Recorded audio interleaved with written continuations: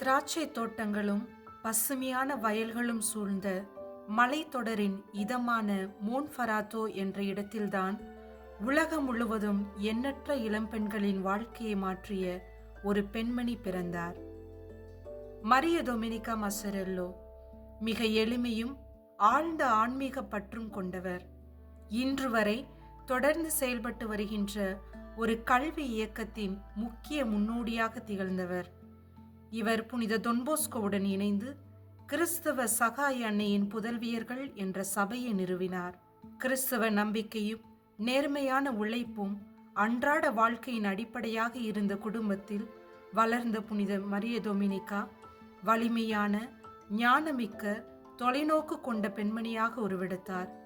அவரது குடும்பத்தின் உறுதியான கிறிஸ்தவ நம்பிக்கையின் அடித்தளமும் 27 ஆண்டுகள் ஆன்மீக வழிகாட்டியாக இருந்த அருட்பணியாளர் டொமினிக் பெஸ்தரினோவின் ஞானமும் விவேகமும் உடைய வழிகாட்டுதலும் மொர்னேசே பங்கு தளத்தில் பெற்ற அனுபவங்களும் அவரது மனித மற்றும் ஆன்மீக வளர்ச்சிக்கான வளமான நிலமாக அமைந்தன.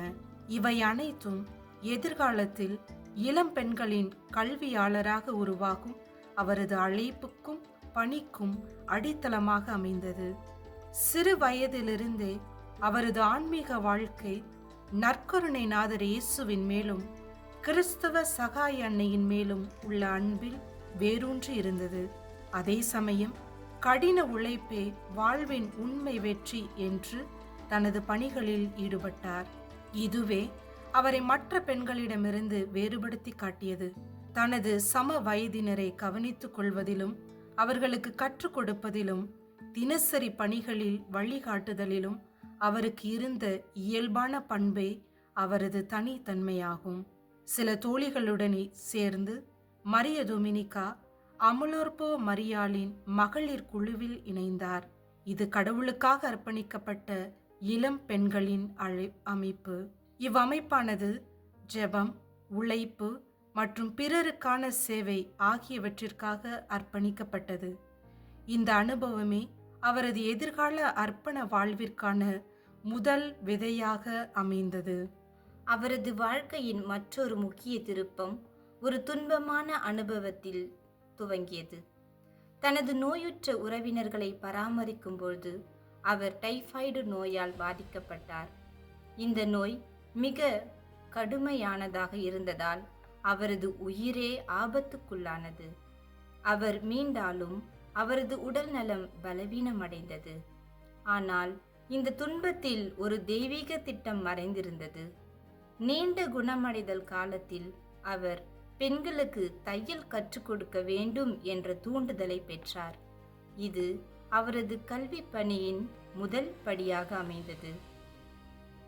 அவரது நோக்கம் தெளிவானது. ஒவ்வொரு தையலும் இறைவனின் அன்பின் சுவடு என்று உணர்ந்து செயல்பட்டார்.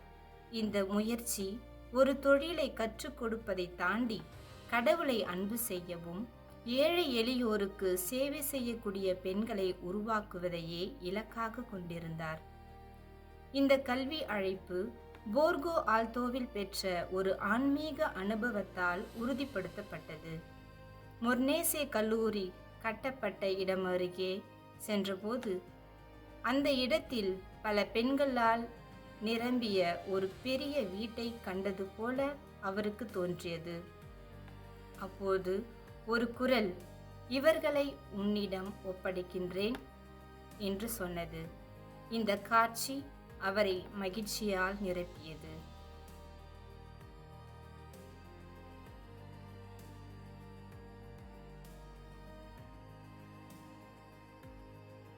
தொன்போஸ்கோவுடன் ஏற்பட்ட சந்திப்பு அவரது வாழ்க்கையில் மற்றொரு முக்கிய திருப்பு முனையாக அமைந்தது. ஏற்கனவே ஆண் குழந்தைகளின் கல்வி மேம்பாட்டில் ஈடுபட்டிருந்த போஸ்கோவிற்கு மரியா டொமினிகாவும் அவரது தோழிகளும் பெண் குழந்தைகளுக்காக செய்து வரும் பணியை கண்டு தனது பணியை அகில உலக அளவில் பெண்களின் முன்னேற்றத்திற்காகவும் விரிவுபடுத்த தேவையான பண்புகளை கண்டார். அவரது ஆன்மீகம், தாழ்ச்சி மற்றும் சேவை உணர்வு ஆகியவற்றால் கவரப்பட்ட போஸ்கோ புதிய சபையை உருவாக்குவதற்கு அவர் சரியானவர் என்று உணர்ந்தார். தயாரிப்பும் ஆராய்ச்சியும் நிறைவடைந்த பின் 1872 ஆகஸ்ட் 5 அன்று முர்னேசேவில் கிறிஸ்தவ சகாய அன்னையின் புதல்வியர்கள் என்ற சபையை அதிகாரப்பூர்வமாக தொடங்கினார். மரிய டொமேனிகா அதன் முதல் தலைவராக நியமிக்கப்பட்டார். ஞானத்துடனும் அர்ப்பணிப்புடனும் தொன்போஸ்கோவின் அன்பு வழி கல்வி முறை ரீசன், ரிலிஜியன், லவ்விங் கைண்ட்னஸ் அடிப்படையில் அவர் தனது அருட்சகோதரிகளை வழிநடத்தினார்.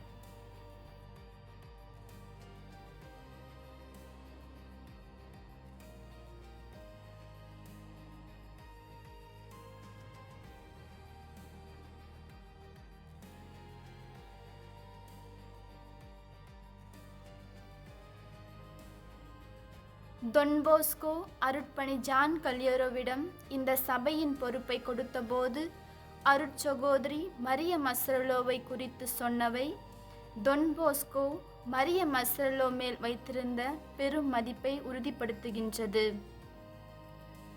மரிய மஸ்ரலோவிற்கு அன்பு முறை கல்வி பற்றிய அதன் இரகசியமான மற்றவர்களின் நலன் கருதுதலும் செவி மடுத்தலும் கீழ்ப்படிதலும் இளைஞர்களை அதிகமாக அன்பு செய்யவும் நேரம் காலம் பாராமல் அவர்களை தந்தைக்குரிய விழிப்புணர்வோடு பொறுமையோடு நிறைந்த அன்போடு வழிநடத்துதல் என அனைத்தையும் செய்யக்கூடிய பண்பை தன்னகத்தே கொண்டவள். எனவே இந்நிறுவன சபையையும் ஞானத்தோடும் புற வாழ்விற்கு உரிய நெறிமுறைகளோடும் அருட்கண்ணியர்களையும் வழிநடத்துவார். அனைவரையும் ஒருமித்த உணர்வோடு நமது திருச்சட்டத்தை மையமாக கொண்டு நமது சலேசிய சபையின் பிரதிபலிப்பாக அதே உத்திகளையும் அன்னை மரியாள் இல்ல தலைவியாக மட்டும் இல்லாமல் தங்களது வாழ்வின் முன்மாதிரியாக கொண்டு மரியன்னை போலவே இளையோர் மத்தியில் ஒரு துணைவராக வலம் வருவார் என்று கூறினார்.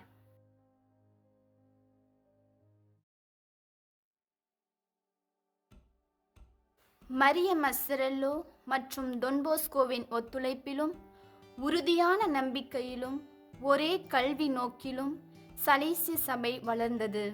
இளைஞர்களுக்கான அன்பிலும் அவர்கள் ஒன்றுபட்டிருந்தனர்.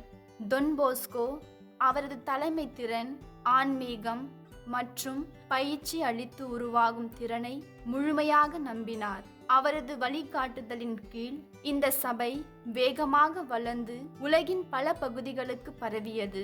முதலில் இத்தாலியில், பின்னர் குறிப்பாக லத்தீன் அமெரிக்காவில் இந்த சபையால் பல பள்ளிகள், ஆராய்ச்சிகள் மற்றும் பெண்களுக்கான பணியிடங்கள் தொடங்கப்பட்டன. அருட்கண்ணியர்கள் ஏழை பெண்களுக்கு கல்வி, கிறிஸ்துவ நம்பிக்கை மற்றும் தொழில் பயிற்சி வழங்கினர். மரிய மஸ்ரல்லோ மகிழ்ச்சி, தாழ்மை, சகோதர அன்பு, உழைப்பு மற்றும் கடவுளிடமும் மரியாளிடமும் நம்பிக்கை ஆகியவற்றில் வாழ அருட்கண்ணியர்களை ஊக்குவித்தார். அவரது வாழ்க்கை முறை உலகம் முழுவதும் பரவி அவரது ஆன்மீக மகள்களுக்கு ஒரு முன்னுதாரணமாக அமைந்தது. தன் வாழ்க்கையின் இறுதி நிலையில் எதிர்காலத்தை நோக்கி அவர் கூறியது. மரிய மஸ்ரல்லோ தன்னுடைய இறுதி நாட்களில் தொன்போஸ்கோ சொன்னதை நினைவு கூர்ந்தார். தொன்போஸ்கோ கூறியது போலவே நமது சபை உலகெங்கிலும் பரவும், ஆனால் நமது ஆன்மீக தன்மையை தற்காத்து கொள்வது அவசியம்.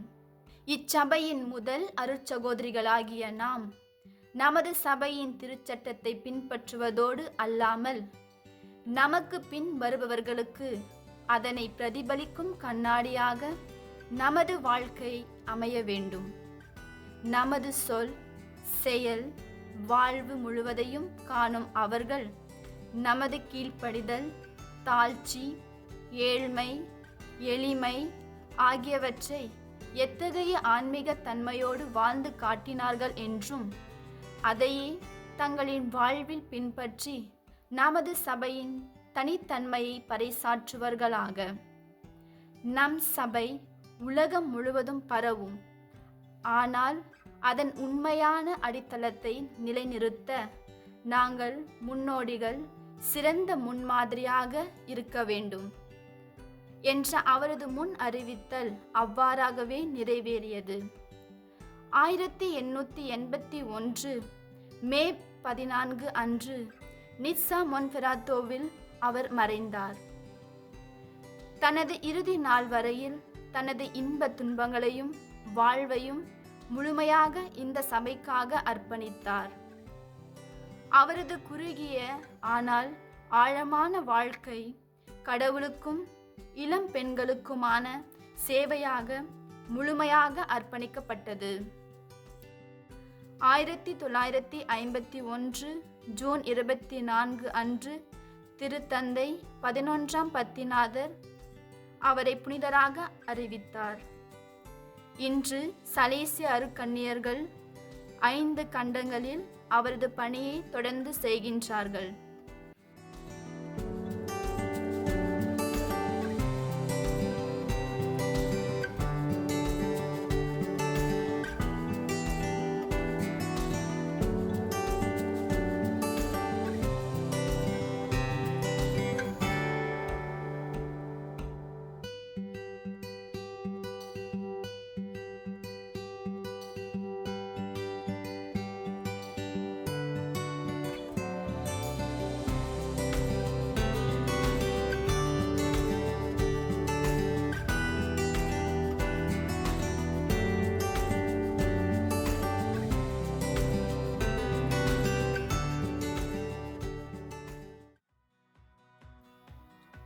மகிழ்ச்சி என்பது ஆண்டவரை நேசிக்கும் இதயத்தின் அடையாளம். ஆண்டவருக்காக வேண்டி எதையும் சுதந்திரமாக செய்யுங்கள். பெரியதும் தாராளமுமான இதயத்துடன் முன்னேறுவோம்.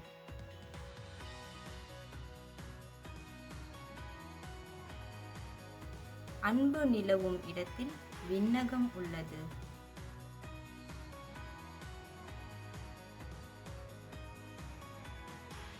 தாழ்மையும் கீழ்ப்படிதலும் அன்பும் நிறைந்த மகள்களிடம் இயேசு இருக்க மகிழ்கிறார். இயேசுவுக்காக மகிழ்ச்சியுடன் பணி செய்யுங்கள்.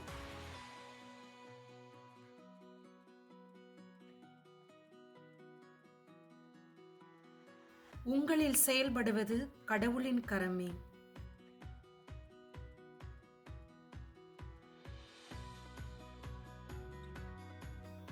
ஆண்டவர் கொடுத்த பணியில் சோர்வில்லாமல் பணி செய்யுங்கள்.